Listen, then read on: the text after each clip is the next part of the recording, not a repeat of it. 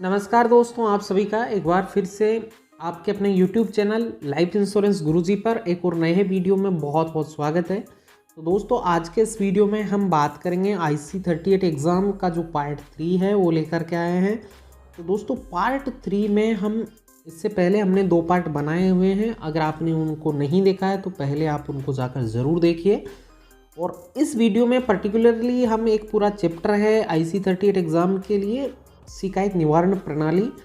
तो इसमें क्या है दोस्तों, बीमा से जुड़े हुए, इंश्योरेंस से जुड़े हुई शिकायत आप कहाँ पर, यानी ग्राहक कहाँ पर कर सकता है, कितने ऑप्शन उपलब्ध है, सारे उपलब्ध ऑप्शनों के बारे में इस वीडियो में हम डिटेल से जो इम्पोर्टेंट पॉइंट्स है सारे जो एग्ज़ाम में पूछे जाने और बाद में, यानी आपका एग्ज़ाम पास हो गया उसके बाद में भी अगर किसी ग्राहक को आवश्यकता पड़ती है तो आप गाइड कर सकते हैं। ये आपके लिए, आपके प्रोफेशन के लिए बहुत इम्पोर्टेंट होने वाला है। तो इस वीडियो में हम कंप्लीटली बताने वाले हैं आपको सभी उपलब्ध शिकायत निवारण के जो भी पोर्टल है, जो भी सिस्टम उपलब्ध है, सभी के बारे में हम डिटेल से बात करेंगे। तो चलिए दोस्तों, आज का वीडियो शुरू करते हैं।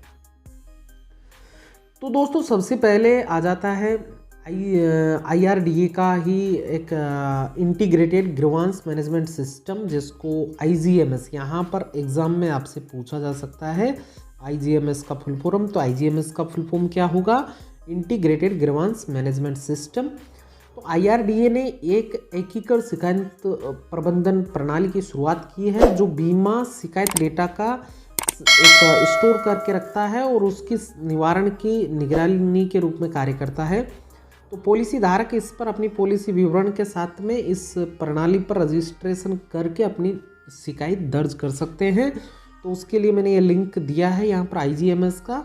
और अगर किसी को शिकायत दर्ज करनी है IGMS के थ्रू किसी भी बीमा कंपनी के लिए, तो ये लिंक मैं आपको वीडियो के डिस्क्रिप्शन में मिल जाएगा, जहाँ से आप इस पोर्टल पर जाकर यहाँ पर आपको रजिस्ट्रेशन करना पड़ेगा। इस यहाँ पर कुछ बेसिक डिटेल्स पॉलिसी से रिलेटेड वो डाल करके आप रजिस्ट्रेशन करके अपनी शिकायत दर्ज कर पाएंगे।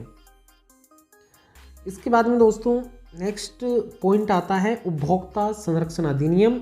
अब ये आ जाता है लीगल मैटर्स, जिसके बारे में क्या कि वो तो IRDA का हो गया। अब उपभोक्ता संरक्षण अधिनियम 1986 के बारे में बात करें तो ये उपभोक्ताओं के लिए अगर किसी भी सेवा में यानी बीमा में कोई शिकायत है, उनको कंप्लेंट करनी है, केस करना है, तो उपभोक्ता कंज्यूमर कोर्ट जिसको बोलते हैं उसमें भी वो जा सकते हैं।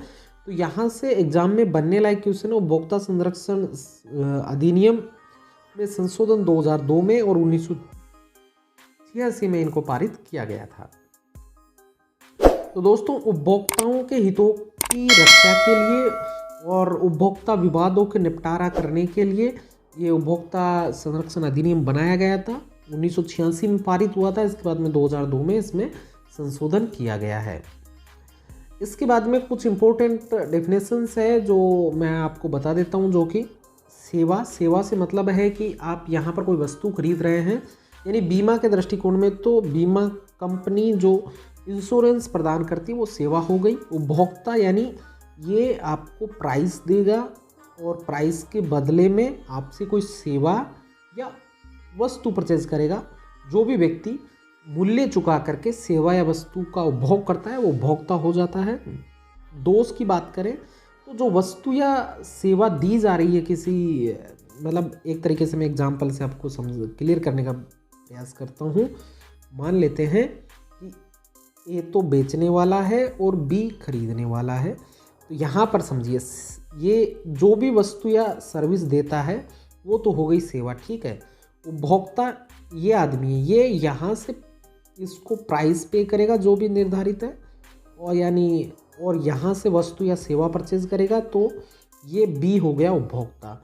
अब ये जो सेवा दे रहा है इसमें कुछ डिफेक्ट है, यानी कुछ भी जो भी दे रहा है उसमें कुछ प्रॉब्लम है, टाइम पर नहीं दे रहा है, डिले कर दे, इस तरीके से जुड़े जो भी पॉइंट हैं वो दोष हो गया। अब जब ये इसमें बताता है कि बोलो भैया इसमें आपको 20 दिन में मेरे को, जैसे मान लो बीमा के बारे में पॉलिसी डॉक्यूमेंट ही है, तो पॉलिसी डॉक्यूमेंट इस कंपनी को उपभोक्ता को प्रदान करने हैं। मान लो 15 दिन में प्रदान करने वाले थे, लेकिन 15 दिन के लिए बोला था, लेकिन 15 दिन में डिलीवर नहीं कर पाए। तो ये इसकी शिकायत करेगा, बोला आपने मुझे ये चीज़ें मतलब इसका जो डॉक्यूमेंट्स है पॉलिसी के वो नहीं दिए, तो ये तो हो गया शिकायत करना। अब आती है उपभोक्ता विवाद की। अब मान लेते हैं कि इसकी पॉलिसी पर आ जाता है, इसको आ जाता है, एक दावा करता है बी, कोई क्लेम आ जाता है। तो अब क्लेम के लिए कंपनी बोलती है नहीं भैया, आपको तो मैं ये कंडीशनें हैं और आपने इस कंडीशन के आधार पर हम आपको क्लेम नहीं देंगे, कोई भी कंडीशन लगा दी। तो बी क्या करेगा, बी ठीक है, यानी उपभोक्ता उसकी जगह पर ठीक है, कंपनी ने ज़बरदस्ती गलत तरीके से वो प्रस्तुत करके उसका जो शिकायत था उसको भी नहीं सुना और उसके ऊपर उसने क्लेम को भी रिजेक्ट कर दिया।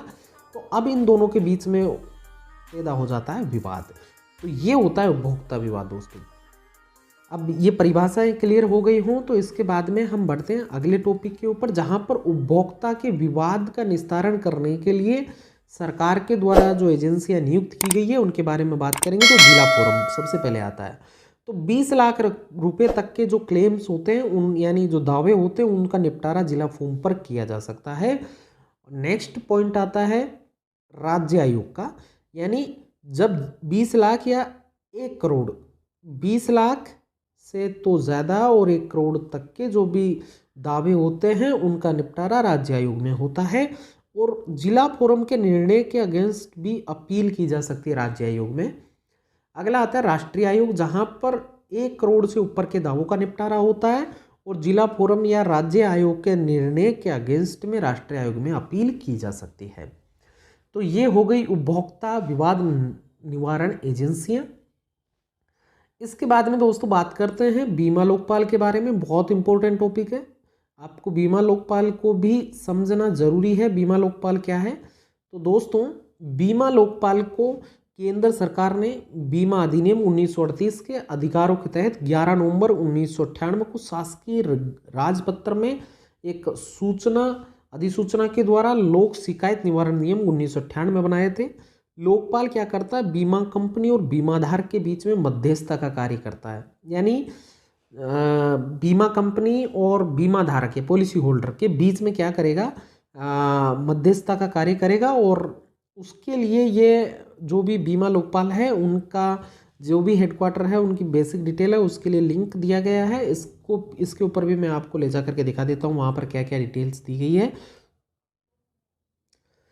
तो दोस्तों बीमा Lokpal department of financial services के अंतर्गत आता है। डिपार्टमेंट ऑफ फाइनेंशियल सर्विसेज के अंडर में काम करता है। अगर आपको बीमा से जुड़ी हुई कोई भी सूचना अगर आरटीआई के अधिनियम के अंतर्गत चाहिए तो भी आपको डिपार्टमेंट ऑफ फाइनेंशियल सर्विसेज के अंडर ही आरटीआई फाइल करनी पड़ेगी।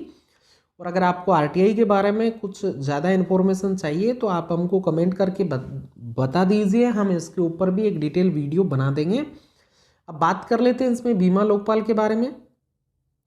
तो दोस्तों बीमा लोकपाल के टोटल 17 केंद्र हैं, जो कि इसकी डिटेल यहाँ दी गई है जहाँ जहाँ बीमा लोकपाल के हेडक्वार्टर हैं। तो आप इन पर जा कर के यहाँ से डिटेल पर क्लिक करेंगे तो आपको एक अलग टैब ओपन होगा। इसमें आपको कंप्लीट इन्फॉर्मेशन मिलेगी। सॉरी, ये तो वर्किंग में नहीं है ये डिटेल। तो यहाँ आप देख सकते हैं बेसिक डिटेल दी गई है और बीमा लोकपाल के जो भी हेडक्वार्टर्स है वहाँ पर आप संपर्क कर सकते हैं। गूगल से सारी डिटेल आपको मिल जाएगी। तो दोस्तों आज के वीडियो में बस हमने आपको बीमा से जुड़ी हुई जितने भी शिकायत करने के उपलब्ध माध्यम हैं उनके बारे में बताया है। तो फिर से मैं लास्ट में फिर से एक बार आपके लिए रिवाइज कर देता हूँ। पहला है IRDA का, आपके पास में IRDA का ग्रीवेंस मैनेजमेंट IGMS पोर्टल, वहाँ पर आप शिकायत कर सकते हैं। दूसरा कंज्यूमर कोर्ट हो गया आपका, जहाँ पर आप 3 फॉर्म उपलब्ध है। जिला फॉर्म पर 20 लाख तक के दावे होते हैं और राज्य आयोग में आप 1 करोड़ तक के दावे प्रस्तुत कर सकते हैं। राष्ट्रीय आयोग में 1 करोड़ से ऊपर के जो भी दावे जाएंगे वो राष्ट्रीय आयोग में। और जिला फॉर्म या राज्य आयोग की अपील, यानी राज्य आयोग और राष्ट्रीय आयोग के पास में अपील करने का अधिकार भी होता है। तो ये चीज़ें हो गई। इसके बाद में थर्ड ऑप्शन आता है आपका बीमा लोकपाल। तो अगर दोस्तों आपको किसी भी तरीके की अगर कोई शिकायत दर्ज करनी है और उसके बारे में क्या प्रोसीजर है उसका वो डिटेल से चाहिए, क्योंकि इसमें तो मैं आपको एग्ज़ाम के दृष्टिकोण से ही बताया हूँ। तो अगर आपको ये कैसे वर्क करता है उसके बारे में भी अगर आपको जानना है तो वो एक, क्योंकि इस वीडियो में बताना तो काफ़ी लंबा हो जाता था तो इस वजह से मैंने इसको सिर्फ इतना ही सीमित रखा है। तो अलग से उसके लिए वीडियो बनाने के लिए अगर आप कमेंट करके बोलेंगे तो ज़रूर उसके ऊपर भी हम वीडियो बना देंगे। तो आज की वीडियो में बस इतना ही। इस वीडियो को ख़त्म करने से पहले आपसे एक 2-3 बातें मैं बोलना चाहूँगा। अगर आप हमारे चैनल को अभी तक आपने सब्सक्राइब नहीं कर रखा है तो चैनल को सब्सक्राइब ज़रूर करें, बेल आइकन ज़रूर प्रेस करें, और ये वीडियो अगर आपको पसंद आया हो तो वीडियो को लाइक और अपने दोस्तों के साथ शेयर करना ना भूलें। आज के वीडियो में बस इतना ही। मिलता